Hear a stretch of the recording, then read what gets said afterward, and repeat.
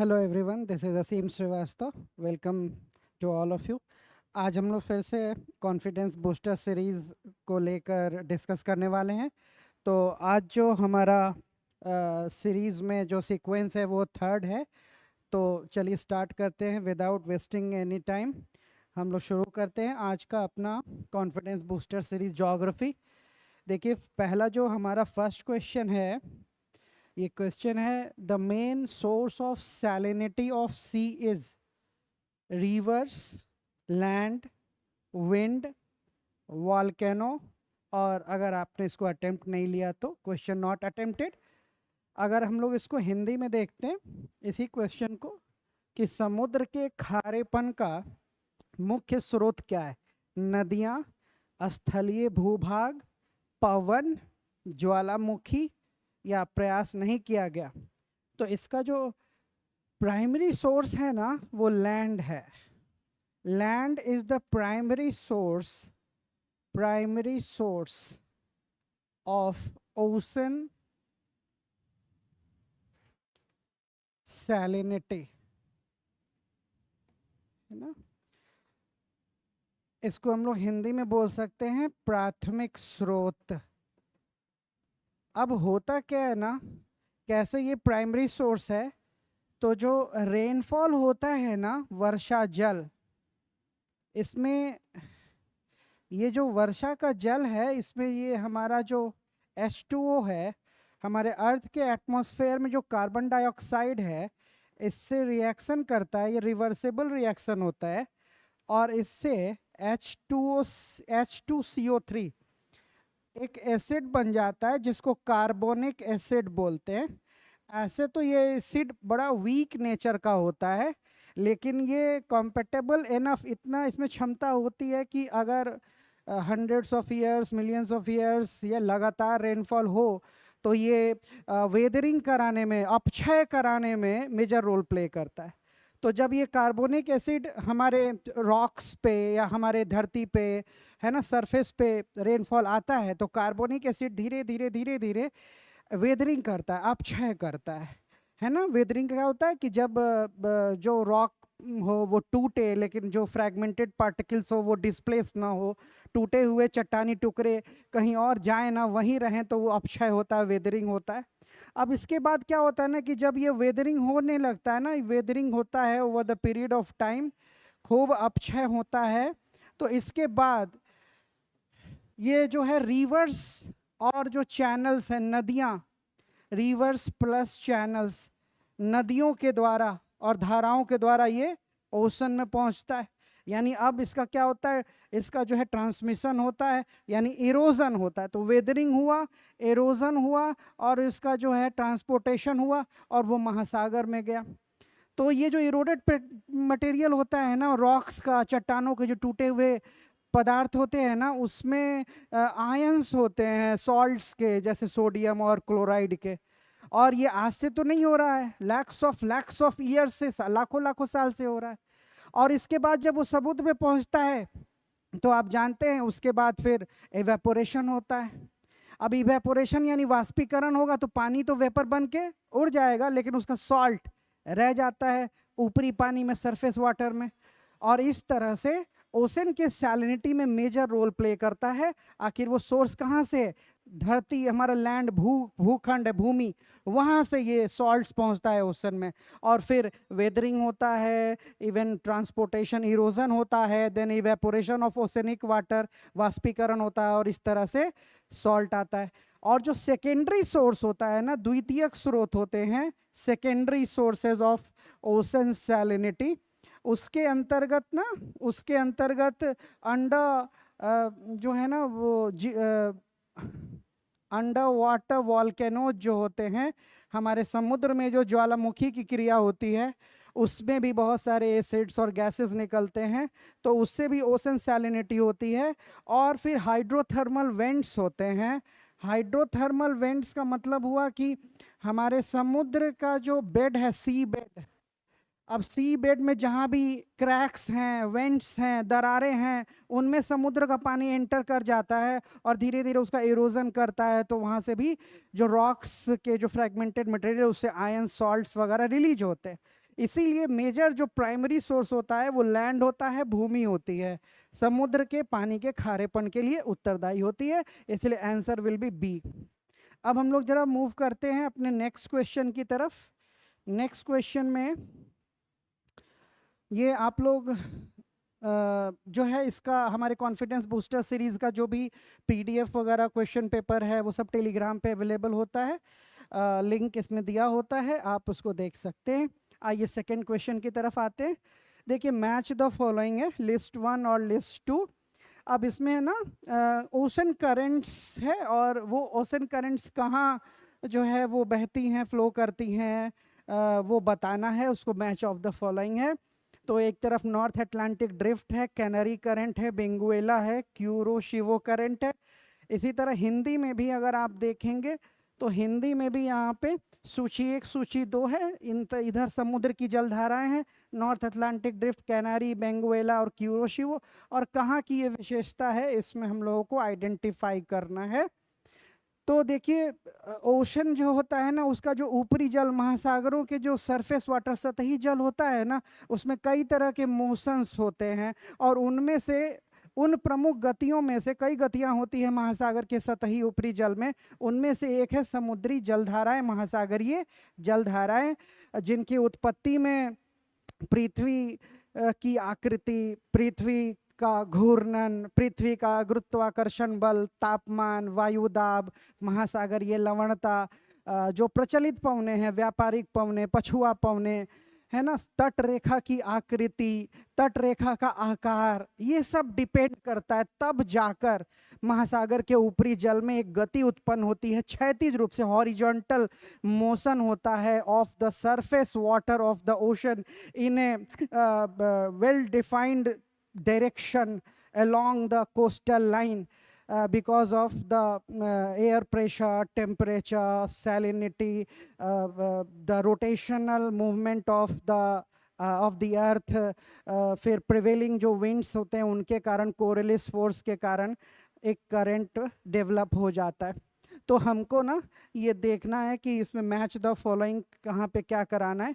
तो देखिए मैं यहाँ आपको दिखाता हूँ कि ये जो नॉर्थ अटलांटिक ड्रिफ्ट है ना, ये जो विशेषता है ना नॉर्थ अटलांटिक ड्रिफ्ट की, वो बेसिकली इसको ना ब्लैंकेट ऑफ यूरोप बोलते हैं। अभी हम लोग देखेंगे कि क्यों नॉर्थ अटलांटिक ड्रिफ्ट, उत्तरी अटलांटिक ड्रिफ्ट को ब्लैंकेट ऑफ यूरोप बोलते हैं। तो ए का जो है ना 3, उसके बाद ये जो कैनरी करंट है ना, ये Canary current north west coast of Africa, तो ये जो बी है ना इसका 1, तो ए का 3 और बी का 1। और उसके बाद देखेंगे बेंगुएला करंट, बेंगुएला करंट ना ये अटलांटिक ओशन के साउथ में चलती है, तो सी का 4 और तब डी का 2 हो जाता है। क्यूरोशिवो जो है वो पैसिफिक ओशन की विशेषता है, कैरेक्टरिस्टिक्स है। इस तरह से हमारा आंसर क्या होगा 3142। तो इसमें आप देखें डी ऑप्शन जो है ना वो 3142 है। अब जरा हम लोग इसको डिस्कस करते हैं, कहाँ पे कौन सी करंट हमें याद रखना है, अटलांटिक ड्रिफ्ट को, कैनरी को, बेंगुएला को और क्यूरोशिवो को। तो इसके लिए तो इसका आंसर इसमें भी हम लोग देख लेते हैं, डी का 3142 है। अब जरा हम लोग एक वर्ल्ड के मैप में ओशन करंट्स को देख लेते हैं, जो भी क्वेश्चन में पूछा गया है ना उसको देख लेते हैं हम लोग। एक मिनट, सॉरी।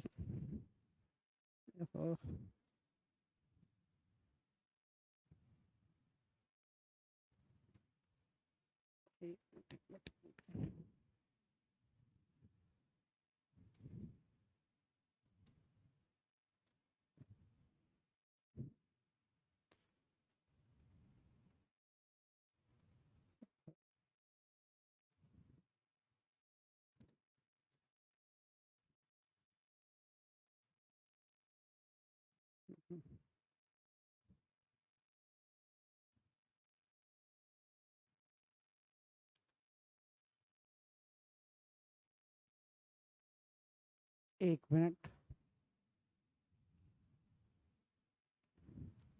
हाँ। तो हम लोग आ चुके हैं जहाँ आना चाहिए था। एक्चुअली वो सॉरी वो गलत पेज एक खुल गया था। अब हम लोग इसको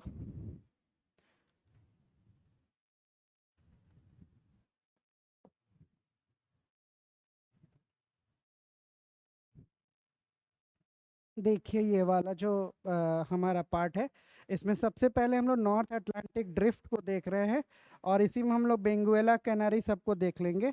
तो देखिए ये जो है ना, ये हम लोग सबसे पहले इक्वेटर ड्रॉ कर रहे हैं। और देखिए इक्वेटर के ऊपर ये नॉर्दर्न हेमिस्फेयर, इक्वेटर के नीचे सदर्न हेमिस्फेयर। यहाँ पे जो करंट चलते हैं ना, इसको नॉर्थ इक्वेटोरियल करंट बोलते हैं। यहाँ जो करंट चल रही है साउथ इक्वेटोरियल करंट बोलते हैं। इक्वेटोरियल रीजन में जो भी समुद्री जलधारा होती है ना, उसकी दिशा हमेशा पूरब से पश्चिम होती है, बिकॉज ऑफ, क्योंकि यहाँ पे नॉर्थ ईस्ट ट्रेड विंड्स या साउथ ईस्ट ट्रेड विंड्स, उत्तर पूर्वी या दक्षिण पूर्वी व्यापारिक पौने, उनकी डायरेक्शंस होती है। और जो अर्थ का रोटेशन होता है ना वेस्ट टू ईस्ट, उसके कारण ये इक्वेटोरियल रीजन में विषुवतीय क्षेत्रों में समुद्री धाराओं की जो गति होती है वो हमेशा पूरब से पश्चिम ही होती है, चाहे कोई भी ओशन हो। तो यहाँ पे तो ये north equatorial current Atlantic ocean में, ये साउथ इक्वेटोरियल करंट उत्तरी अटलांटिक विषुवतीय धारा, दक्षिणी अटलांटिक विषुवतीय धारा। अब ये आगे बढ़ती है और देखिए ये गल्फ ऑफ मैक्सिको, मैक्सिको की खाड़ी में निकलती है, तो यहाँ गल्फ स्ट्रीम कहलाती है। अब ये आप जानते हैं कि कोई भी मूविंग ऑब्जेक्ट जो है ना, कोई भी गतिशील वस्तु पृथ्वी के रोटेशन के कारण, पृथ्वी के घूर्णन के कारण नॉर्दर्न हेमिस्फीयर में अपने राइट हैंड साइड मुड़ती है। तो ये राइट हैंड साइड मुड़ती है, और उसके बाद 30 to 60 डिग्री में कौन सी करंट जो विंड चलती है, वेस्टर्ली विंड चलती है। तो ये 45 डिग्री तक पहुंचती है ना, तो वेस्टर्ली और अर्थ के रोटेशन यानी कोरिलिस फोर्स के कारण फिर राइट हैंड साइड मुड़ती है। तो ये जो राइट हैंड साइड मुड़ती है ना, यहीं पे इसको कहते हैं नॉर्थ अटलांटिक ड्रिफ्ट, उत्तरी अटलांटिक प्रवाह बोलते हैं इसको। हालांकि यहाँ से कुछ ठंडी धाराएं यहाँ आकर मिलती हैं, यहाँ से ये लेब्राडोर करंट है, और ये ईस्टर्न ग्रीनलैंड, पूर्वी ग्रीनलैंड करंट है। तो यहाँ पे एक ग्रैंड बैंक बनता है न्यू फाउंडलैंड द्वीप के पास, न्यू फाउंडलैंड आइलैंड के पास एक grand bank, very well known for fishing. अब इसके बाद ये आगे बढ़ती है ना, तो देखिए ये कौन सा यूरोपियन वर्ल्ड है, वेस्टर्न यूरोपियन कंट्रीज है, यूनाइटेड किंगडम है, फ्रांस है, इवन नॉर्वे, स्वीडन, इधर फिनलैंड है। ये तो काफ़ी ठंडे इलाके हैं ना, फ्रिजिड जोन में आते हैं ये सब, 60 डिग्री और उसके ऊपर 50 डिग्री के ऊपर हैं, ये सब काफ़ी ठंडे इलाके हैं। लेकिन ये जो नॉर्थ अटलांटिक ड्रिफ्ट, उत्तरी अटलांटिक ड्रिफ्ट है ना, ये गर्म जलधारा है, जिसके प्रभाव से अब जो भी जलधारा है ना, वो क्या करेगी, वो जो है वो टेम्परेचर को कैरी करती है, तापमान को आगे लेकर चलती है। इसके कारण ये जो ठंडे इलाके हैं ना, जो काफ़ी ठंडे होते हैं, कोल्ड जोन है, जो फ्रिजिड जोन, वहाँ के देशों को आराम मिलता है, राहत मिलती है, रिलीफ मिलता है। That is why north Atlantic drift is called blanket of Europe. अब इसके बाद देखिए यहाँ क्या होता है कि यहाँ पे कौन सी विंड चलती है, नॉर्थ ईस्टर्न ट्रेड विंड्स चलती है। ये नॉर्थ ईस्टर्न ट्रेड विंड्स है, और यहाँ पे चलती है ये साउथ ईस्टर्न ट्रेड विंड्स चलती हैं। अब क्या होता है ना कि ये फिर राइट हैंड साइड मुड़ेगी because of the Coriolis force and rotation of the अर्थ।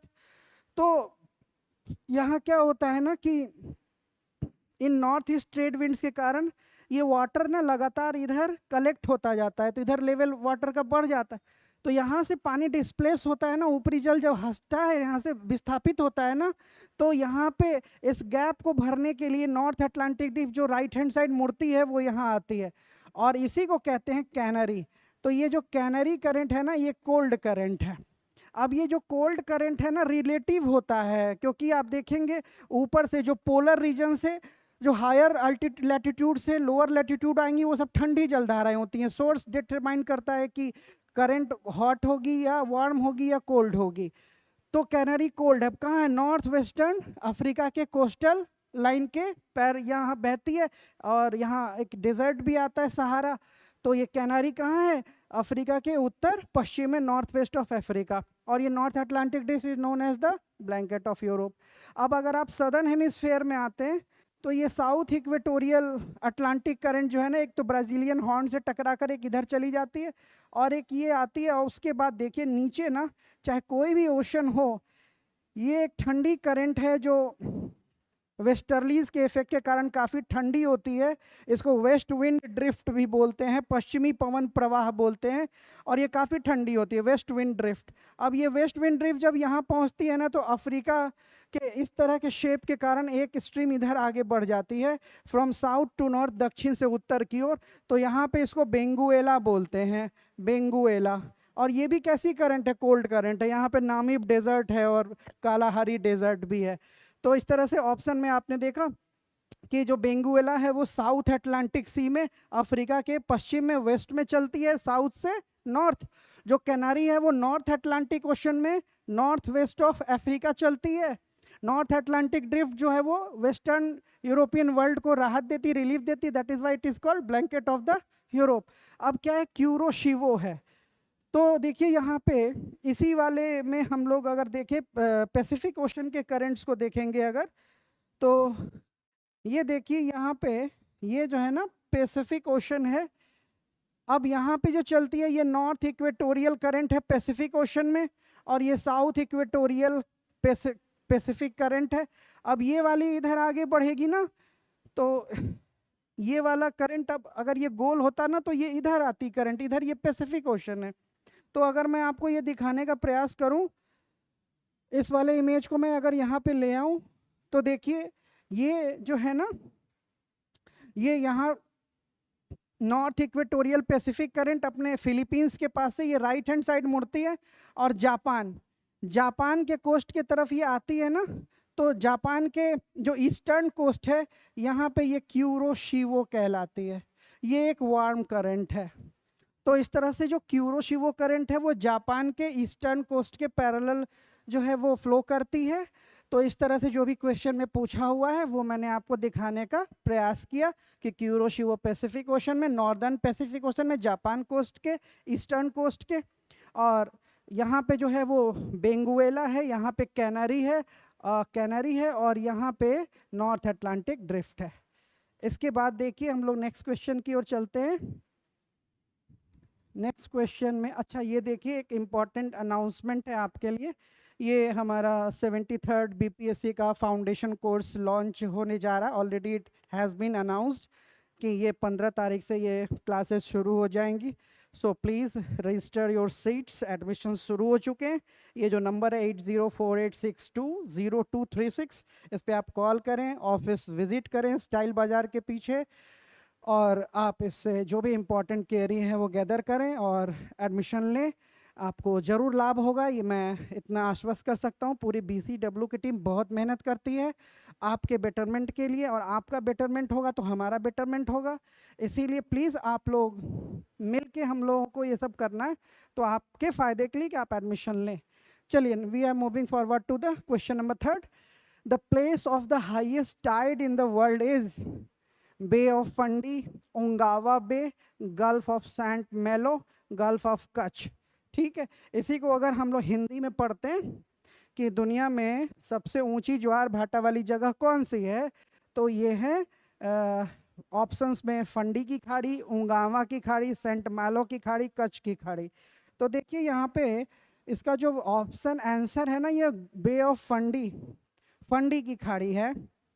अब देखिए, अभी मैंने आपको बोला कि गल्फ ऑफ मैक्सिको बोला, अब यहाँ पे मैं बोल रहा हूँ बे ऑफ फंडी, है ना। हिंदी में दोनों को खाड़ी ही बोलते हैं, मैक्सिको की खाड़ी बोले या हम लोग फंडी की खाड़ी बोले, लेकिन इंग्लिश में गल्फ ऑफ मैक्सिको हो जाता है।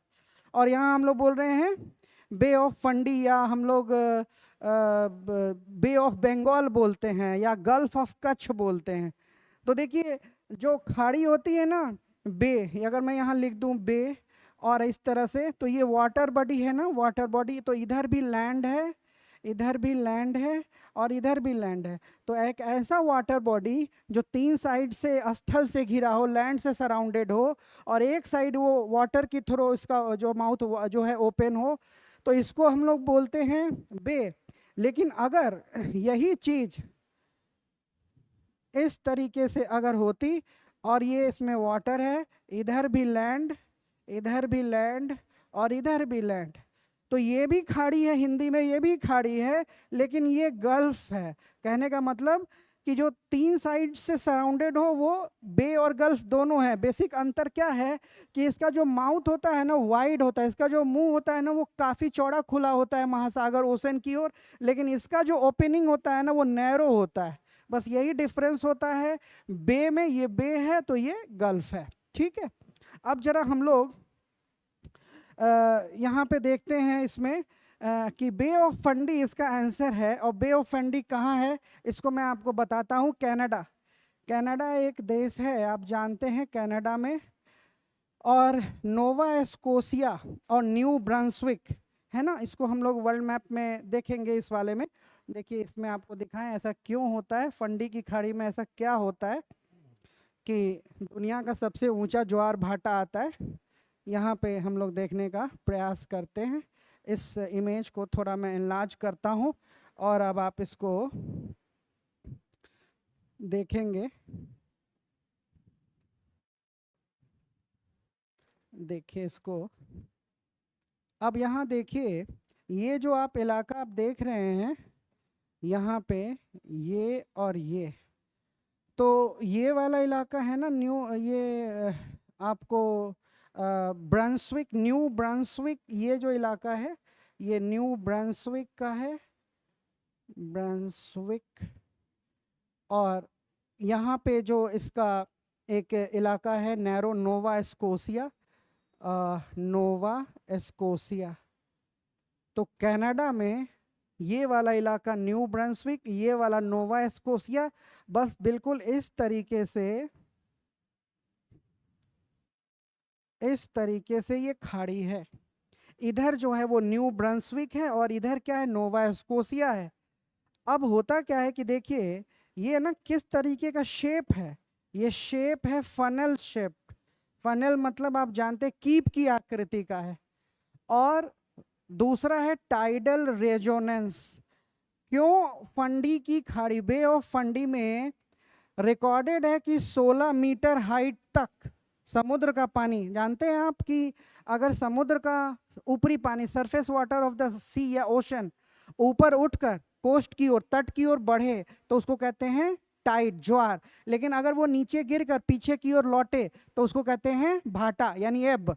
तो रिकॉर्डेड है कि यहाँ पे 16 मीटर ऊंचाई तक पानी कोस्ट पर ऊपर उठ जाता है। एक 5 स्टोरी जो बिल्डिंग होती है, 5 मंजिली इमारत, उतना ऊपर तक पानी उठ जाता है।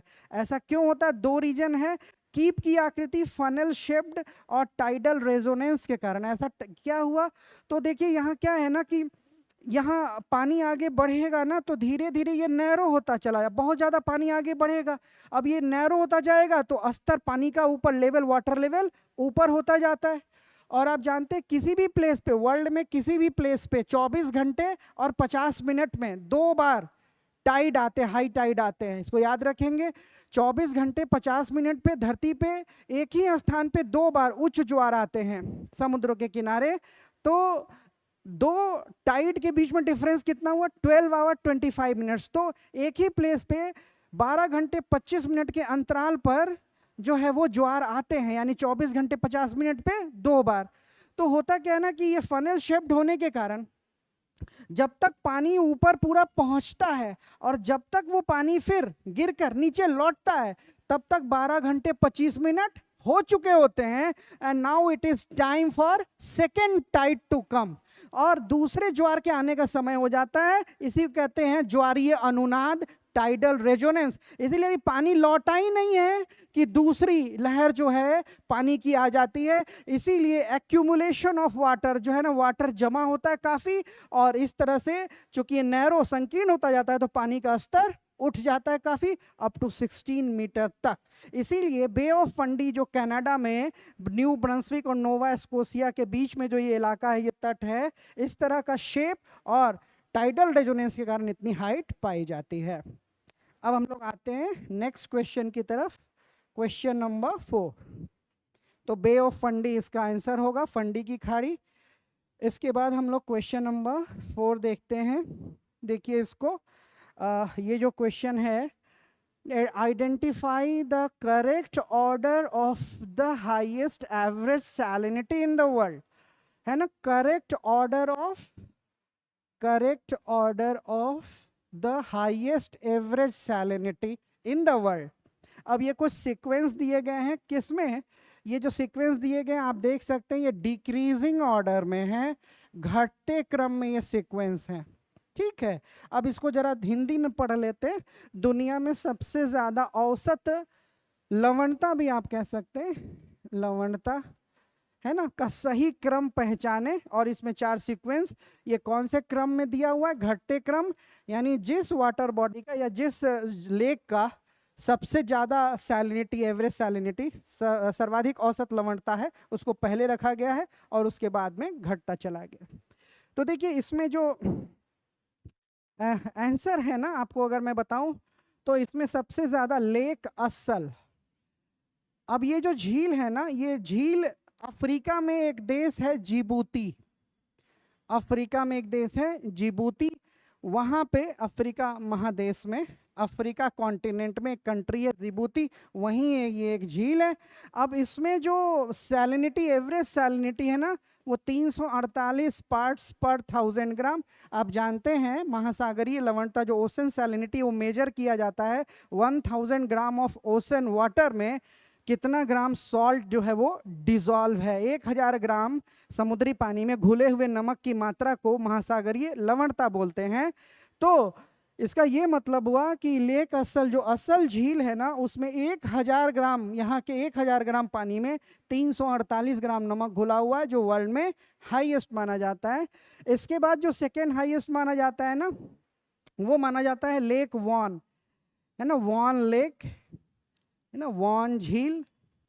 तो ये जो वॉन झील है ना, ये तुर्की हिंदी में बोलते हैं ना, टर्की, एशियन कंट्री है, हालांकि ये ट्रांस कॉन्टिनेंटल कंट्री है, टर्की है, इसका थोड़ा सा पार्ट यूरोप में भी आता है और एशिया में भी। ऐसे देश जो एक से अधिक कॉन्टिनेंट्स में, एक से अधिक महादेशों में, इनको ट्रांस कॉन्टिनेंटल कंट्रीज, पार महाद्वीपीय देश कहते हैं। उनमें से एक टर्की भी है, रशिया भी है, इजिप्ट भी है, जो एक से अधिक कॉन्टिनेंट में, रशिया यूरोप और एशिया में है, इजिप्ट जो है अफ्रीका और एशिया में है, उसी तरह ये भी एशिया और यूरोप में इसका थोड़ा सा पार्ट आता है। तो ये जो टर्की है या तुर्की है, इसमें लेक वन, और इसका माना जाता है 330 पार्ट्स पर 1000 gram of ocean water. Second highest जो ओशन सैलिनिटी मानी जाती है। थर्ड हाईएस्ट जो ओशन सैलिनिटी मानी जाती है उसको डेड सी बोलते हैं। अब आप देख रहे हैं किसी को लेक बोल रहे हैं, किसी को सी बोल रहे हैं, एक्चुअली में ये भी एक लेक ही है, लेकिन जो जनरली जो सलाइन वाटर लेक होता है उसको सी भी हम लोग बोलते हैं, जो क्लोज्ड होता है और सराउंडेड होता है, सलाइन वाटर होता है, तो उस लेक को हम लोग सी भी बोल देते हैं। तो ये मृत सागर है, डेड सी। अब ये जो मृत सागर है ना, डेड सी, माना जाता है 238 पार्ट्स पर 1000। यहाँ जो ओशन सैलिनिटी है वो 238 ग्राम है 1000 समुद्री पानी में। ऐसे तो किसी एक कंट्री का नाम ले तो जॉर्डन, एक कंट्री का नाम लें तो जॉर्डन, लेकिन अगर क्वेश्चन आ जाए कि किन कंट्री से जो ये डेड सी मृत सागर घिरा हुआ है, तो it is surrounded by 3 countries, JIP बोल देंगे, जिप याद रखेंगे कि जो dead see it is surrounded by zip, Jordan, Israel and फिलिस्तीन, पैलेस्टाइन, इन 3 देशों से जो है वो डेड सी घिरा हुआ है, ये जिप से घिरा हुआ, जॉर्डन, इजराइल एंड फिलिस्तीन या पैलेस्टाइन। तो इस तरह से जो चौथा सबसे ज़्यादा ओशन सैलिनिटी है वो ग्रेट सॉल्ट लेक में है। ग्रेट सॉल्ट लेक जो है ना वो USA में है, अमेरिका में है। इसका माना जाता है 220 पार्ट्स पर 1000 ग्राम, 1000 ग्राम पानी में 220 ग्राम यहाँ सॉल्ट घुला हुआ है। अमेरिका में एक स्टेट है, अमेरिका में 50 स्टेट्स हैं, 50, उसमें से एक राज्य है उटाह। उटाह एक स्टेट है USA। तो उटाह प्रांत में अमेरिका में ये ग्रेट सॉल्ट लेक है, इसीलिए दुनिया में सबसे ज़्यादा जो ओशन सैलिनिटी है वो लेक असल में है, देन लेक वॉन में है, देन डेड सी में है, and then Great Salt Lake में है। अब अगर आप इसको यहाँ देखें ऑप्शन में, तो देखिए आप यहाँ देख सकते हैं ऑप्शन सी, लेक असल, असल झील, वॉन लेक, डेड सी और Great Salt Lake. C is the right answer. यहाँ आप इंग्लिश वाले में देखेंगे तो lake Assal, lake Van, Dead Sea and Great Salt Lake. अगर आप इसको एटलस में, मैप में देखना चाहते हैं तो हम लोग उसको देखते हैं। यहाँ देखिए हम लोग इसको मैप में भी देखने का प्रयास करते हैं, वो चारों इलाका जहाँ सबसे ज़्यादा ओशन सैलिनिटी है। तो यहाँ देखिए ये मैप में आ गए, तो सबसे ज़्यादा, सबसे पहले हम लोगों ने जिबूती, तो यहाँ पे एक बहुत छोटा सा कंट्री है और इथियोपिया के पास यही है जिबूती, यहीं पे है लेक असल। सबसे ज़्यादा ओशन सैलिनिटी मानी जाती है इस वाटर बॉडी की, यानी जो हॉरिजॉन्टल डिस्ट्रीब्यूशन ऑफ सैलिनिटी है महासागरों या सागरों में क्षैतिज रूप से जो लवणता का वितरण है उसमें सबसे ज़्यादा लेक असल में है जिबूती अफ्रीका, फिर टर्की या तुर्की यहाँ है, ये लेक वॉन है, Van lake second highest concentration of salt. उसके बाद हम लोग ने तीसरे नंबर पे देखा जिप्ट, जॉर्डन, इजराइल, फिलिस्तीन। यहीं पे 3 कंट्री हैं, जॉर्डन, इजराइल और फिलिस्तीन। ये डेड सी है, ठीक है। और इसके बाद हम लोग देखते हैं यहाँ पे ग्रेट सॉल्ट लेक, उटाह एक प्रोविंस है, उटाह एक राज्य है और इसी में ग्रेट सॉल्ट लेक है। तो देखिए जो ओशन सैलिनिटी सबसे ज़्यादा होती है ना महासागरों में, ओशंस में, वो 20 डिग्री टू 40 डिग्री लैटिट्यूड के बीच में होती है। तो ये जो है ना, ये आप देखें अगर इसको हम लोग घेर दें तो ये 40 डिग्री इधर और ये जो है ना ये 40 डिग्री, ये 40 डिग्री।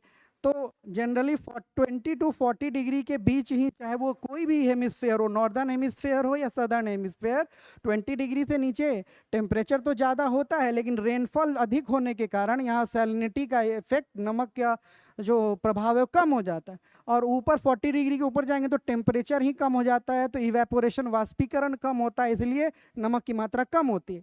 लेकिन 20 टू 40 डिग्री इसमें क्या होता है ना कि इवेपोरेशन होता है, रेनफॉल उतना नहीं, कम होगा यहाँ की तुलना में। इसीलिए यहाँ वर्ल्ड वाइड हॉरिजॉन्टली, क्षैतिज रूप से महासागरों में सबसे ज़्यादा जो लवणता होती है वो हमारे वर्ल्ड में वो 20 डिग्री टू 40 डिग्री लैटिट्यूड है ना, चाहे वो उत्तरी गोलार्ध हो या दक्षिणी नॉर्दर्न हेमिस्फेयर हो या सदर्न हेमिस्फेयर हो। इसके बाद हम लोग नेक्स्ट क्वेश्चन की ओर बढ़ेंगे।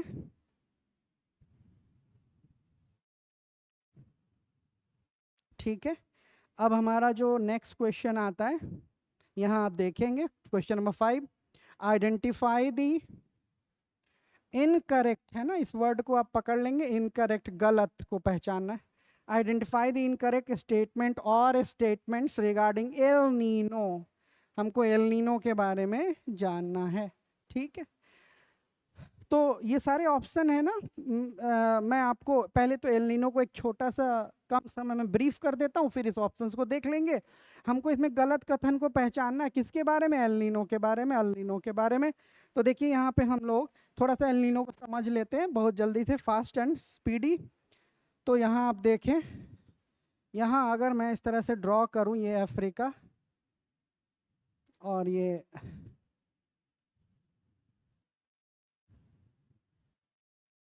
इस तरीके से, ये मेडिटेरेनियन से, ये यूरोपियन वर्ल्ड है, इस तरीके से ये, और इस तरह से मैं नॉर्थ अमेरिका अगर बना दूं इस तरीके से, इस तरीके से, इस तरीके से देखिए, तो ये पैसिफिक ओशन है।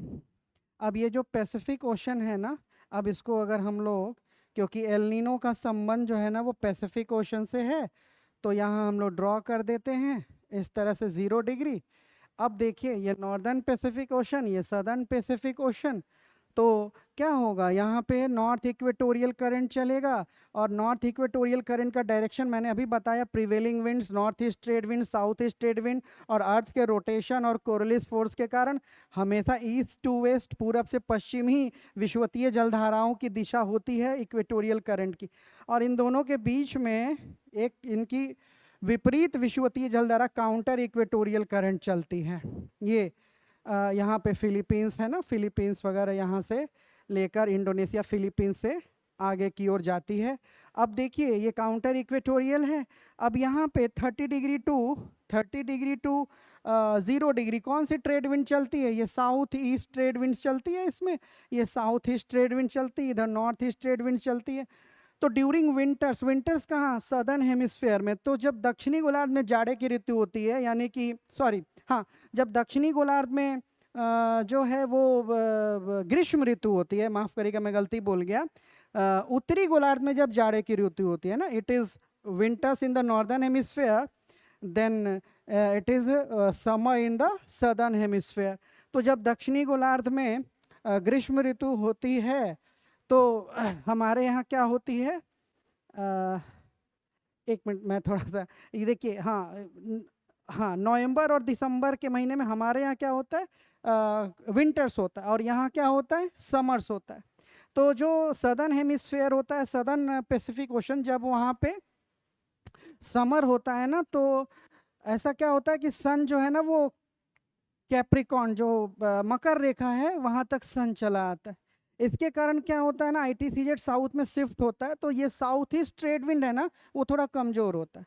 तो ये जो दक्षिण पूर्वी व्यापारिक पवनें जब कमजोर होती हैं ना, तो ये जो काउंटर इक्वेटोरियल करंट है, प्रति विषुवतीय जलधारा, ये नीचे उतर जाती हैं, और ये ना 36 डिग्री तक, 3 degree to 36 degree south, 36 degree दक्षिण तक, यहाँ पे जो कंट्री है ना वो पेरू है, पेरू। तो पेरू के पास उसके कोस्ट के पैरेलल ये नीचे उतरती हैं। जब ये नीचे उतरती है ना, तो इसी को हम लोग कहते हैं एल नीनो, इसी को कहते हैं एल नीनो।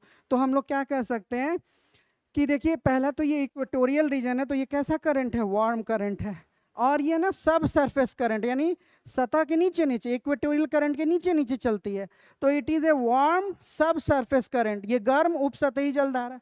और देखिए, जब ये साउथ ईस्ट ट्रेड विंड कमजोर पड़ता है ना, साउथ ईस्ट ट्रेड विंड जब कमजोर पड़ता है तब क्या होता है, साउथ ईस्ट ट्रेड विंड जब कमजोर पड़ेगा तो ये इक्वेटोरियल, काउंटर इक्वेटोरियल बड़ी तेजी से ये जो है ना वो वेस्ट टू ईस्ट जाता है, और उसका पानी कलेक्ट होता है, तो ये नीचे उतरता है। अब नीचे उतरा, तो जैसे ही ये नीचे उतरा ना, it is known as El Nino. अब ये नवंबर दिसंबर के महीने में यहाँ हर साल होता है, पेरू के कोस्ट के पैरेलल, गर्म है। जब ये नहीं उतरता होता है ना, तो यहाँ एक ठंडी जलधारा, एक कोल्ड करंट चलती है फ्रॉम साउथ टू नॉर्थ, जिसको पेरू हम्बोल्ट कोल्ड करंट बोलते हैं। लेकिन जैसे ही ये काउंटर इक्वेटोरियल नीचे उतरती है ना, तो यहाँ कोल्ड करंट का जो इफेक्ट है वो खत्म हो जाता है। इसीलिए हम कह सकते हैं ना कि ये जो एल नीनो है, it is an extension of the counter equatorial current. जो एल नीनो है वो पूर्वी जो एल नीनो है वो प्रति विषुवतीय जलधारा का ही विस्तार है। अब ये गर्म है ना, ये वार्म करंट है, तो यहाँ का टेम्परेचर 8 to 10 डिग्री सेल्सियस बढ़ जाता है। टेम्परेचर बढ़ने के कारण क्या होगा, इवेपोरेशन होगा, और इवेपोरेशन होगा तो क्या होगा, क्लाउड फॉर्मेशन होगा, और ये कंडेंसेशन होगा, और यहाँ पर हेवी से हेवी रेनफॉल होता है, हेवीएस्ट रेनफॉल होता है। तो ये पैसिफिक ओशन में कौन सा कोस्ट है, ईस्टर्न कोस्ट है। तो साउथ अमेरिका में ईस्टर्न पैसिफिक ओशन में पेरू के पैरेलल जो है ना हेवी रेनफॉल होता है because of the El Nino. तो फिर यहाँ पे क्या है ना, यहाँ पे डिसेंडिंग होता है, तो यहाँ हाई प्रेशर हो जाता है, यहाँ टेम्परेचर बढ़ने के कारण लो प्रेशर, तो यहाँ पे ड्रॉट लाइट सिचुएशन हो जाता है वेस्टर्न पैसिफिक ओशन में। तो कहने का ये मतलब है कि यहाँ तेज वर्षा होगी और इतनी बारिश होती है ना कि यहाँ पे, और गर्म पानी, ये जो वार्म करंट है इससे अपवेलिंग स्टॉप हो जाता है। जब यहाँ ठंडी पानी नीचे से ऊपर आती है ना, तो अपवेलिंग, यानी जो न्यूट्रिशंस होते हैं ना नीचे डीप ओशन में, वो ऊपर आते हैं, और यहाँ जो फाइटोप्लैंक्टन है उसको न्यूट्रिशस वैल्यू मिलती रहती है, जो मछलियों का एक स्पेशल फीड और शेल्टर होता है। तो यहाँ शैवालों को पोषकता अवरुद्ध हो जाती है, क्योंकि अपवेलिंग की क्रिया स्टॉप हो जाती है गर्म जलधारा के प्रभाव से। इसीलिए यहाँ इतनी बारिश होती है, मछलियाँ आती तो हैं, लेकिन शैवाल के उसके न्यूट्रिशस वैल्यू के ख़त्म हो जाने के कारण मछलियाँ या तो मर जाती हैं, नहीं तो वो माइग्रेट करके कहीं और चली जाती हैं। तो ये सारा इफेक्ट होता है आपका एल नीनो के कारण। अब जरा हम लोग इसको ऑप्शंस देखते हैं।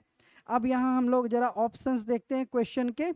देखिए, पहले हिंदी में, यह पूर्वी प्रशांत महासागर में सतह के नीचे उपसतही गर्म जलधारा है, तो ये सही हो गया कि हाँ भाई ये सब सरफेस करंट है, ये सही बात, और गर्म भी है। अच्छा, ये प्रति विषुवतीय यानी काउंटर इक्वेटोरियल का ही एक्सटेंशन है, ये भी सही है। अच्छा, इसके प्रभाव से पेरू के तट पर सूखे जैसे, तो ये गलत है ना, सूखे के हालत नहीं पड़ते, इसके कारण तो पेरू के तट पे हेवी रेनफॉल होता है। फिर इस गर्म जलधारा के कारण पेरू के तट पर मछलियां या तो मर जाती हैं, दूसरी ये भी सही है। और ये ना 3 से 5 वर्षों की अवधि में इस धारा के प्रभाव से भारत में दक्षिण पश्चिम मानसून कमजोर हो जाता है। ये कैसे होता है जरा इसको देखिए। किसी किसी साल 3 से 5 साल या कभी कभी 7 साल के डिफरेंस पे ऐसा क्या होता है ना कि ये जो एल नीनो है ये एकदम southern most tip of the south America, एकदम दक्षिण में, दक्षिणी अमेरिका के दक्षिणी छोर तक चली जाती है, तो इस पूरे इलाके का पानी गर्म हो जाता है। तो ये गर्म पानी ऊपर उठती है और जो साउथ इक्वेटोरियल पैसिफिक करंट है इसको पुश कर देती है, इसको पुश कर देती किधर, इसको ईस्ट से वेस्ट की ओर पुश कर देती है, तो यहाँ का भी टेम्परेचर बढ़ जाता है। तो टेम्परेचर बढ़ेगा तो क्या होगा, टेम्परेचर बढ़ेगा तो प्रेशर लो हो जाएगा, जबकि यहाँ अगर लो प्रेशर ज़्यादा होगा तब तो इंडिया में हाई प्रेशर से लो प्रेशर एयर जाएगी और मॉनसून के रूप में इंडिया पे आएगी। लेकिन यहाँ पे जो हाई प्रेशर होता है, यहाँ गर्म पानी के आने के कारण वो हाई प्रेशर जो है ना वो कमज़ोर हो जाता है, इसीलिए यहाँ से जो हवाएं हैं वो इंडिया की तरफ नहीं जा पाती हैं। और इस हाई प्रेशर की तुलना में यहाँ का जो लो प्रेशर है, यहाँ पर जो टेम्परेचर बढ़ा तो अब यहाँ का हाई प्रेशर कमज़ोर हो गया, और इसकी तुलना में यहाँ का लो प्रेशर हाई प्रेशर और ये लो प्रेशर, इसीलिए हवाएं वहाँ न जाके इधर चली आती हैं और इंडियन मानसून कमज़ोर हो जाता है। लेकिन ऐसा तब होता है जब एकदम साउथ अमेरिका के सदर्न मोस्ट टिप तक वो एल नीनो जो है नीचे जाए, और तब वो सदर्न पैसिफिक इक्वेटोरियल करंट को ईस्ट से वेस्ट जो है वो फोर्सफुली ढकेलता है, और ढकेलने के कारण जो साउथ इंडियन ओशन है वहाँ का जो हाई प्रेशर बेल्ट है वो कमज़ोर हो जाता है, वीकेन हो जाता है, इसीलिए इंडियन मानसून वीक हो जाता है, कमज़ोर पड़ जाता है, समय से नहीं आता, या एक बड़ा गैप क्रिएट हो जाता है अच्छे से शुरू होने के बाद भी।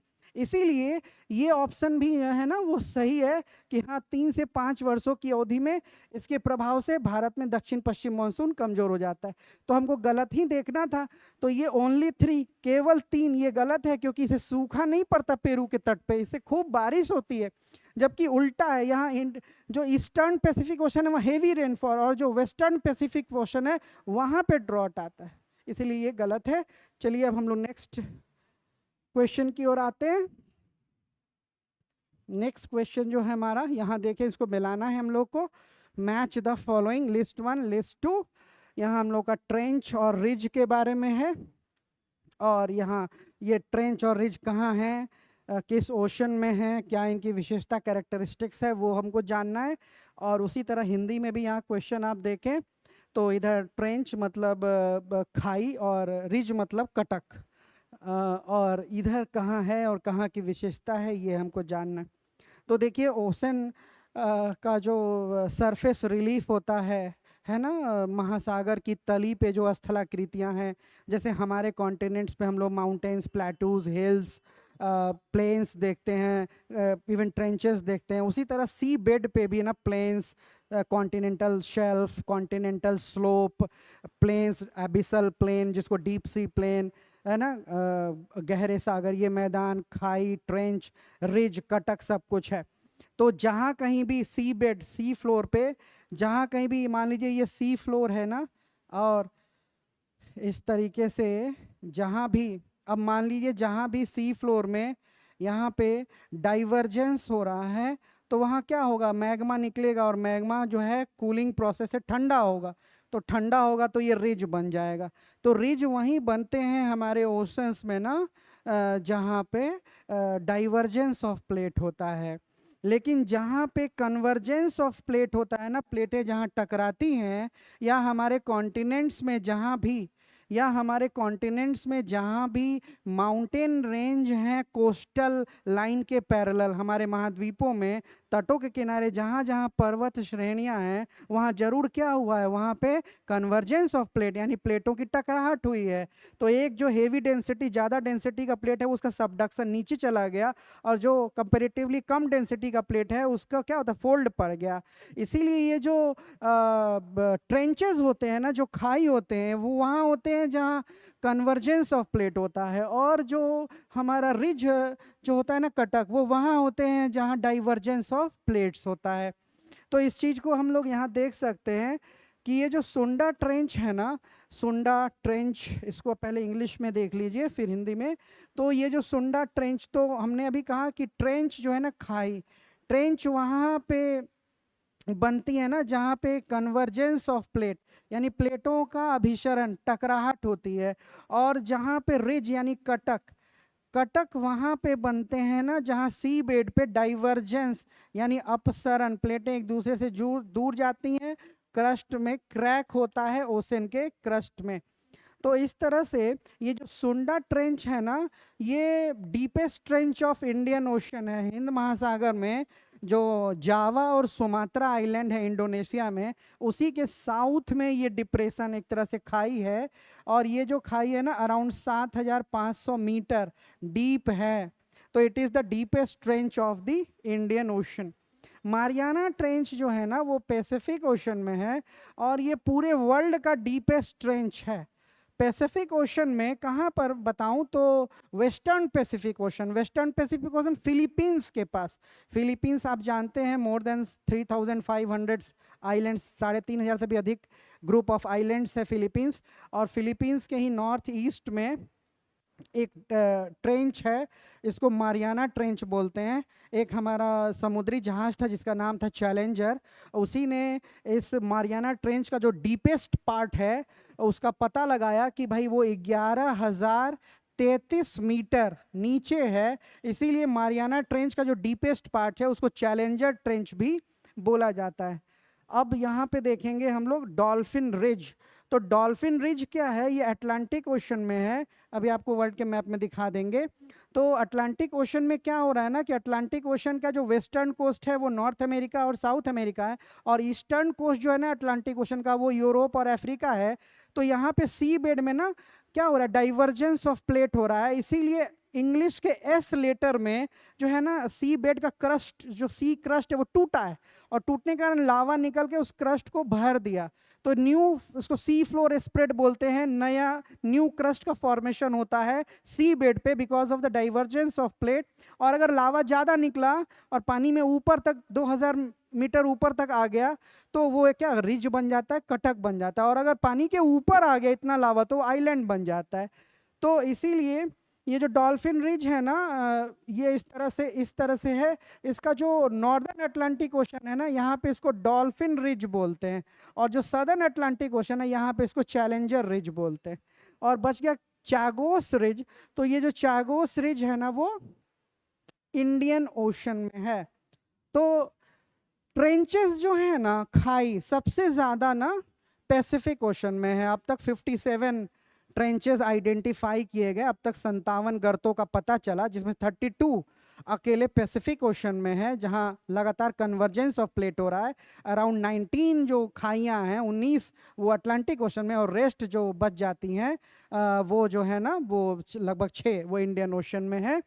तो इस तरह से अगर हम लोग इसको मिलाने का प्रयास करें कि हमारा आंसर क्या होगा, तो ए का बी होगा, मतलब ए का 2, फिर मारियाना ट्रेंच बी का 1 होगा, तो और सी डॉल्फिन रिज जो है ना वो कहाँ हमने कहा अटलांटिक ओशन में। तो आंसर होगा 2 1 4। तो 2 1 4 3 ए जो होगा ना इसका आंसर होगा। तो इसका आंसर होगा ए 2 1 4 3। जरा हम लोग इसको, ये जो हम लोग अभी देखे इसको हम लोग जरा एटलस में भी देखते हैं मैप में।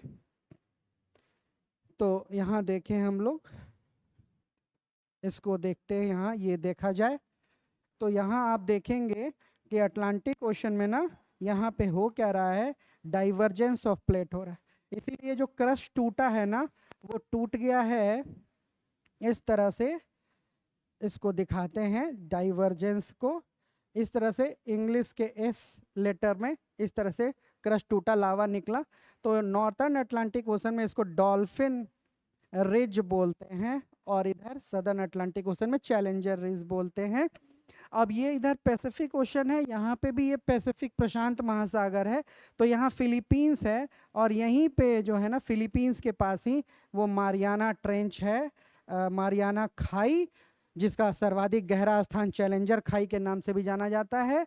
और जो हिंद महासागर, इंडियन ओशन का जो डीपेस्ट खाई, जो deepest trench of Indian ocean वो यहीं पर है, जिसको ये इंडोनेशिया जावा सुमात्रा के साउथ में, जिसको सुंडा ट्रेंच बोलते हैं। 7500 मीटर 7500 मीटर डीप है, ठीक है। तो और जो रिज है चागोस रिज वो यहाँ पर है, यहाँ पे भी जहाँ जहाँ डाइवर्जेंस हुआ है तो यहाँ पे भी एक रिज है, इसका नाम है चागोस रिज। तो इस तरीके से ये क्वेश्चन आपको करना था। अब हम लोग आते हैं नेक्स्ट क्वेश्चन की तरफ। तो हमारा जो नेक्स्ट क्वेश्चन है देखेंगे 7वें नंबर का, identify the incorrect statement regarding coral और कोरल रीफ्स, है ना। तो ये जो हिंदी में अगर हम लोग इसको देखें तो देखिए कोरल रीफ या प्रवाल भित्ति के बारे में गलत कथन की पहचान करनी है। तो सबसे पहले थोड़ा हम लोग इसके बारे में पढ़ लेते हैं, कोरल रीफ के बारे में थोड़ा हम लोग जानकारी जुटा लेते हैं। तो देखिए, ये जो कोरल रीफ है ना, एक्चुअली ये जो प्रवाल है जिसको हम लोग कोरल बोलते हैं, कोरल, और आप लोग देखे होंगे कई लोग अंगूठी भी पहनते हैं मूंगा, तो मूंगा भी इसको बोलते हैं। एक्चुअली वो कैल्शियम कार्बोनेट है ना। तो कोरल क्या होता है, एक मरीन ऑर्गेनिज्म है, समुद्री जल में जीने वाला एक जलीय जीव है, मरीन ऑर्गेनिज्म है, इसको बोलते हैं पॉलिप। अब इसका जो स्केलेटन है ना वो कैल्शियम कार्बोनेट से बना हुआ है, तो सफ़ेद होगा देखने में। अच्छा, ये जो जलीय जीव होते हैं ना, इनको कोई ना कोई बेस या सहारे की ज़रूरत होती है, या तो ये किसी कोस्टल लाइन के सहारे डेवलप होते हैं, ज़्यादा गहराई में नहीं, जहाँ तक सन का रेज एंटर करे 2 से 250 फीट, क्योंकि वहीं तक फोटोसिंथेसिस हो पाती है। तो ये जो पॉलिप होते हैं ना, एक शैवाल होता है जिसको ज़ूक्सैंथेले बोलते हैं, इसी के साथ सिम्बायोटिक रिलेशन में होता है, सहजीवी के रूप में होता है ना। तो ये फोटोसिंथेसिस करता है शैवाल ज़ूक्सैंथेले, इसको ऑक्सीजन मिलता है, फिर इसको सहारा मिलता है पॉलिप से, तो एक दूसरे का ये सहारा बनते हैं, सहजीवी के रूप में रहते हैं। लेकिन जब टेम्परेचर बढ़ता है ओशन वाटर का, या पोल्यूशन बढ़ता है समुद्री पानी का, तो ये जो है ना शैवाल मरने के कारण जो है ना ये भी मरने लगते हैं। इनका आउटर स्किन जो है वो डी स्किन, इनका ऊपरी जो स्किन है वो हटता है और इनका स्केलेटन दिखने लगता है सफ़ेद रंग का, उसी को कोरल ब्लीचिंग प्रवाल विरंजन बोलते हैं। अब देखिए, ये इतना इम्पॉर्टेंट है मरीन इकोसिस्टम, समुद्री जो पारिस्थितिकी तंत्र उसके लिए बहुत इंपॉर्टेंट है, क्योंकि पूरे वर्ल्ड में ओशन का जितना एरिया है उसका मात्र 0.1% को ये कवर करते हैं, मात्र 0.1%, total area of the ocean के मात्र 0.1% पे। लेकिन टोटल ओशन की जो बायोडाइवर्सिटी है, जैव विविधता, उसके 25% को ये जो कोरल है ना शेल्टर, आश्रय प्रदान करते हैं। इसीलिए इनको ना की स्टोन स्पेसीज बोलते हैं, जो मरीन इकोसिस्टम, मरीन बायोडाइवर्सिटी के लिए बहुत ज़रूरी है। तो जहाँ बहुत ज़्यादा बायोडाइवर्सिटी होती है, वर्ल्ड में सबसे ज़्यादा बायोडाइवर्सिटी कहाँ होती है, rain forest, equatorial rain forest में होती है ना, विषुवतीय वर्षा वन, सबसे ज़्यादा जैव विविधता होती है। इसीलिए जहाँ भी समुद्र में प्रवाल होते हैं ना वो जैव विविधता का क्षेत्र होता है, इसीलिए प्रवालों को, कोरल्स को भी ना rain forest of the ocean, महासागर या समुद्र का वर्षा वन भी बोला जाता है। और फिर ये जो हमारे पॉलिप्स है ना, ये जैसा कि मैंने कहा बहुत कम गहराई, 2 से 250 फीट, जहाँ तक सनरेज सूर्य प्रकाश एंटर करे वहीं तक सरवाइव कर पाते हैं। और दूसरा, ये वहीं पे सरवाइव करते हैं जहाँ ओशन वाटर, समुद्री पानी है ना, वो फ्री ऑफ एनी सेडिमेंट्स, अवसाद मुक्त हो, एकदम क्लियर वाटर हो, कोई उसमें जो है ना वो पॉल्यूटेड वाटर ना है, प्रदूषित पानी नहीं हो। तो अगर वो वहाँ मर रहे हैं, अगर कोरल ब्लीचिंग हो रही है, तो इसका मतलब समझ सकते हैं कि वहाँ का वाटर जो है वो कॉन्टामिनेटेड है या पॉल्यूटेड है, या टेम्परेचर बहुत ज़्यादा है। इसीलिए जो प्रवाल होते हैं ना, coral reefs, they are the natural indicator of the for testing the quality of ocean water. समुद्री पानी की शुद्धता के ये प्राकृतिक संकेतक होते हैं, नेचुरल इंडिकेटर होते हैं। तो अब जरा हम लोग जरा देखते हैं कि क्या क्वेश्चन है यहाँ पे। तो देखिए, coral reefs are often called the rain forest of the ocean, ये सही जवाब। फिर corals are natural indicator of oceans water quality, ये भी सही है। They occupy less than 0.2% of the ocean total area, but they support over 25% of all marine life, ये भी सही है। और देखिए, world's largest coral reef is the Great Barrier Reef located off the north western coast of Australia, ये गलत है, हमको यही चुनना था, इनकरेक्ट, तो डी ऑप्शन इज इनकरेक्ट। इसी तरह हिंदी में इसको देखते हैं, उसके बाद आपको बताते हैं वो गलत क्यों है। तो कोरल रीफ को अक्सर समुद्र का वर्षावन, सही है। कोरल को समुद्र के पानी की गुणवत्ता, ये भी सही है, ये भी सही है। दुनिया की सबसे बड़ी जो कोरल रीफ है ग्रेट बैरियर रीफ है, जो ऑस्ट्रेलिया के उत्तर पश्चिमी, इस बात को आप ध्यान देंगे, north western coast of Australia, तो ये गलत हो जाता है। अब इसको हम लोग वर्ल्ड के मैप पे देखते हैं। तो देखिए, जब एक कोरल मरता है ना, जब एक कोरल ब्लीचिंग होती है ना, तो उसी के स्केलेटन पे दूसरा कोरल जो है वो सरवाइव करता है। तो लैक्स ऑफ स्केलेटन्स के जो है ना वो समेकन और संयोजन, जो उसका कॉम्बिनेशन होता है और उसका जो लेयर बाय लेयर जो है उसका सेडिमेंटेशन होता चला जाता है, उससे एक वॉल, एक रीफ बन जाती है, उसी को हम कहते हैं कोरल रीफ।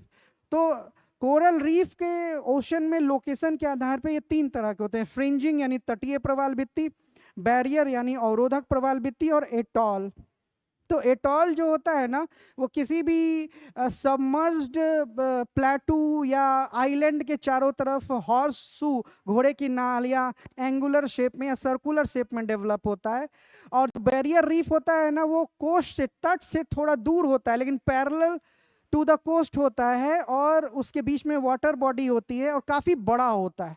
और जो फ्रिंजिंग या तटीय प्रवाल भित्ति होती है वो एकदम तट के सहारे होती है, छोटे आकार की होती है, छोटे शेप की होती है। तो वर्ल्ड का जो सबसे बड़ा बैरियर रीफ है वो द ग्रेट बैरियर रीफ है, जो बताया भी गया है, और वो यहाँ पर है। ये है the Great Barrier Reef, Australia के नॉर्थ ईस्टर्न कोस्ट के पैरेलल। लेकिन क्वेश्चन में क्या लिखा हुआ है? North western coast of Australia, जबकि ये ग्रेट बैरियर रीफ कहाँ है? नॉर्थ ईस्टर्न, उत्तर पूर्वी ऑस्ट्रेलिया के तट के सहारे, ना कि उत्तर पश्चिम ऑस्ट्रेलिया के तट के सहारे। इसीलिए ये जो हमारा ऑप्शन आता है ना, ये वाला ऑप्शन, ये गलत हो जाता है, क्योंकि यहाँ north western coast of Australia लिख गया है, जबकि होना क्या चाहिए? अगर सही होना होता तो नॉर्थ ईस्टर्न कोस्ट। ठीक है, अब जरा हम लोग नेक्स्ट क्वेश्चन की ओर आते हैं।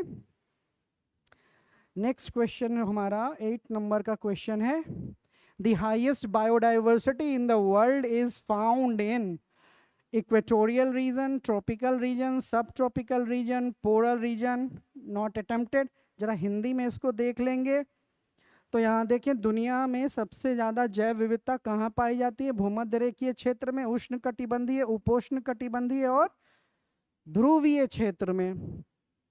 तो हम लोग अगर ये अर्थ को देखें इस तरह से, अगर हम अर्थ ड्रॉ करें तो आप जानते हैं ये 0 डिग्री, फिर ये 23.5 नॉर्थ है उत्तरी गोलार्ध होने के कारण, ये 66.5 नॉर्थ है, 90 डिग्री है, और ये इसी तरह सिमिलरली सदर्न हेमिस्फेयर में इसी तरह से ये हमने इसको लैटिट्यूड्स, जो इम्पॉर्टेंट लैटिट्यूड्स है वो ड्रॉ कर दिया।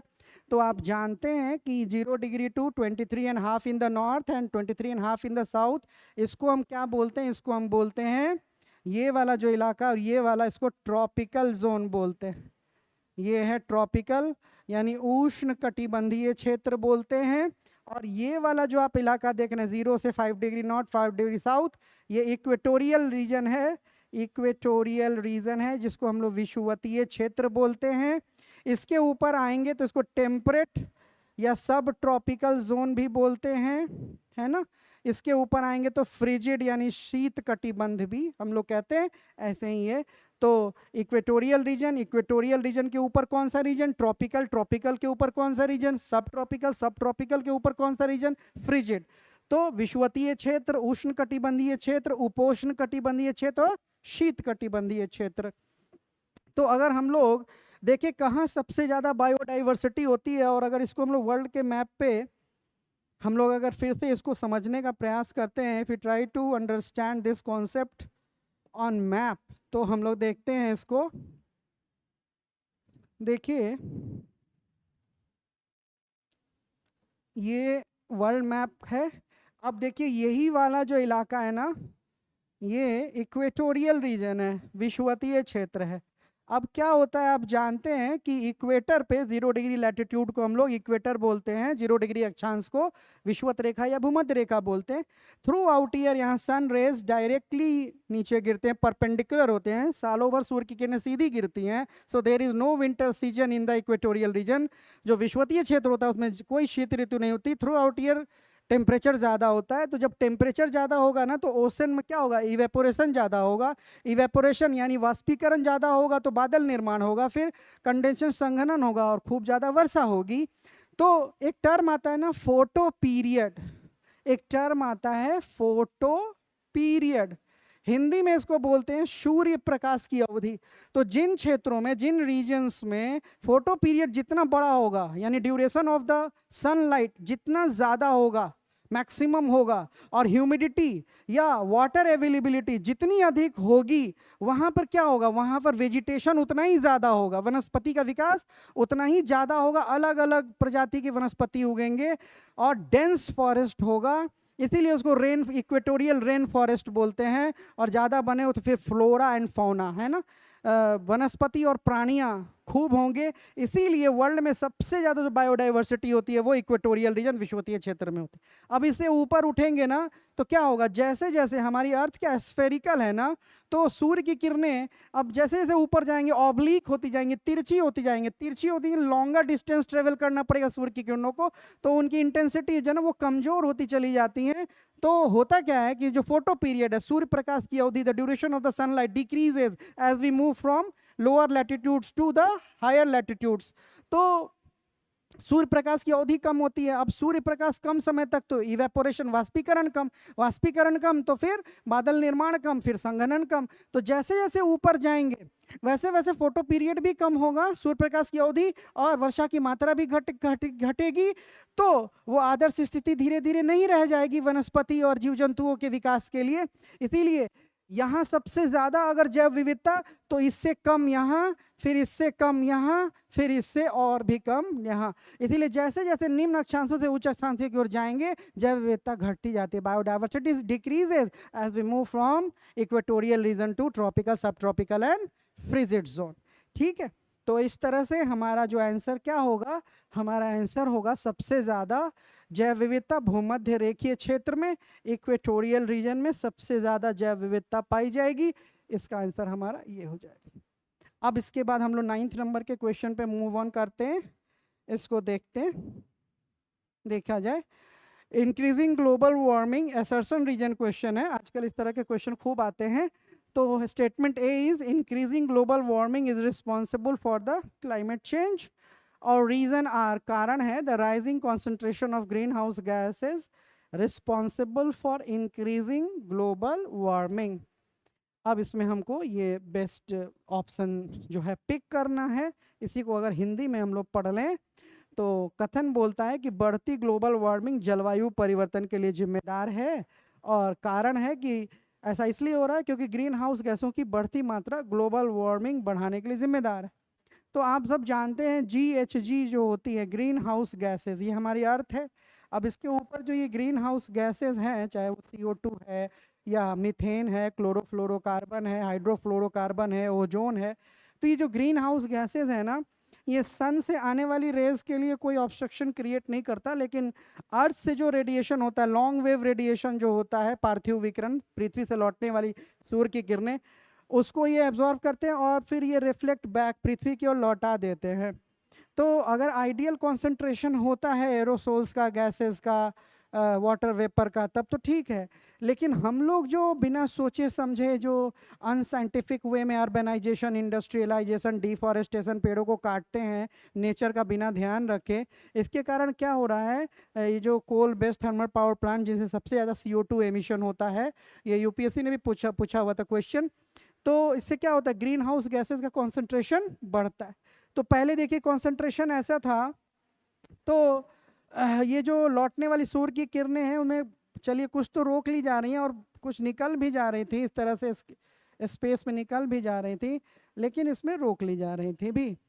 लेकिन अब क्या होगा कि जब ये कॉन्सेंट्रेशन बढ़ने लगा, हम लोगों ने इतना lakhs of thousands of hundreds of year में जो एक तरफा वन साइडेड डेवलपमेंट किया, सो कॉल्ड डेवलपमेंट के कारण, तो क्या हुआ, ग्रीन हाउस गैसेस का कॉन्सेंट्रेशन बढ़ गया। तो ये बड़ा पावरफुल ग्लास हाउस बन जाता है। और इसके बाद क्या होता है कि पहले जो कुछ लौट जा रही थी ना, अब वो नहीं लौटती, कुछ ही लौट पाती है। तो इसके क्या हो रहा है, इससे क्या हो रहा है कि जो लोअर एटमॉस्फेयर ऑफ द अर्थ है उसका टेम्परेचर पहले से ज़्यादा बढ़ गया। इसी को हम कहते हैं ग्लोबल वार्मिंग, और उसी से हो रहा है क्लाइमेट चेंज। तो ग्लोबल वार्मिंग क्यों बढ़ रहा है, क्योंकि ग्रीन हाउस गैसेस का कॉन्सेंट्रेशन बढ़ रहा है, उसकी सांद्रता बढ़ रही है। इसीलिए क्या होगा आंसर, ए और आर दोनों सही है और आर ए की सही व्याख्या है। इसीलिए what will be the answer, answer will be A and R both are correct and R is the correct explanation of A. और अब हम लोग लास्ट क्वेश्चन की ओर मूव ऑन करते। Last question number 10। देखिए La Nina causes higher than normal rainfall only in the eastern Pacific Ocean, only in the western Pacific Ocean. C option, in the western Pacific Ocean and Southeast Asian countries, in the northern Pacific Ocean and California. इसी को अगर हिंदी में पढ़ दें तो अगर हम हिंदी में पढ़ें तो देखिए ला नीना के कारण सामान्य से अधिक वर्षा होती है कहाँ? सिर्फ पूर्वी प्रशांत महासागर में, सिर्फ पश्चिमी प्रशांत महासागर में, या पश्चिमी प्रशांत महासागर और दक्षिण पूर्वी एशियाई देशों में, या उत्तरी प्रशांत महासागर और कैलिफोर्निया में। तो मैंने कहा था आपको, अगर हम लोग वर्ल्ड के मैप पे चलें और इस क्वेश्चन को यहाँ देखें, हम लोग आते हैं यहाँ वर्ल्ड के मैप पे, देखिए तो इसी मैप पे हम लोग देख लेते हैं। तो मैंने आपको कहा था कि देखिए यहीं पे ये काउंटर इक्वेटोरियल करंट जब नीचे उतरती है तो ये एल नीनो कहलाती है, और यहाँ जो कोल्ड करंट चलती होती है ना, पेरू हम्बोल्ट कोल्ड करंट, इसका इफेक्ट ख़त्म हो जाता है। तो एल नीनो के कारण क्या होता है ना कि upwelling stops, nourishment of phytoplankton stops, मछलियाँ मर गई या माइग्रेट करके, तो यहाँ हेवी रेनफॉल हुआ, लेकिन यहाँ पे क्या हो गया? ड्रॉट हो गया। तो ईस्टर्न पैसिफिक ओशन में एल नीनो का heavy rainfall, but western Pacific ocean में ड्रॉट। इसी का जस्ट अपोजिट कंडीशन आ जाता है ला नीना।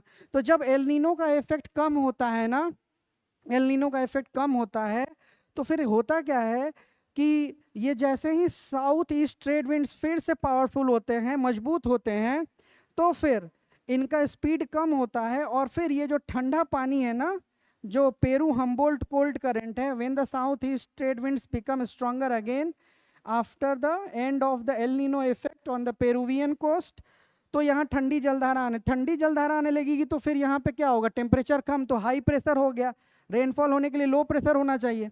तो La Nina is just opposite to the El Nino. तो ला नीना का पेरुवियन कोस्ट जो है या जो ईस्टर्न पैसिफिक वहाँ ड्रॉट हो जाएगा, लेकिन अब ये साउथ ईस्ट ट्रेड विंड का जो पैसिफिक करंट है ना, इक्वेटोरियल पैसिफिक, इधर जाकर कलेक्ट होने लगेगा, तो यहाँ पे टेम्परेचर बढ़ेगा, यहाँ टेम्परेचर बढ़ेगा तो लो प्रेशर होगा, और इस तरह से अब यहाँ पे क्या होगा? टेम्परेचर बढ़ने के कारण क्या होगा? एवेपोरेशन होगा, क्लाउड फॉर्मेशन होगा, कंडेंसेशन होगा और हेवी रेनफॉल होगा।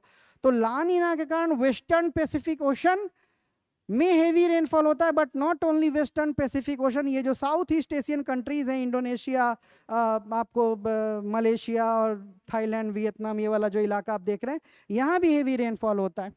इसीलिए जब जब ला नीना का कंडीशन होता है ना, तो हमारा साउथ वेस्ट मानसून भी मजबूत होता है। तो ला नीना के कारण हमारा मानसूनल रेनफॉल अच्छा होता है, लेकिन एल नीनो के कारण कभी कभी हमारा मानसूनल रेनफॉल वीक हो जाता है। इसीलिए ला नीना के कारण एबव नॉर्मल रेनफॉल, सामान्य से अधिक वर्षा कहाँ होगी?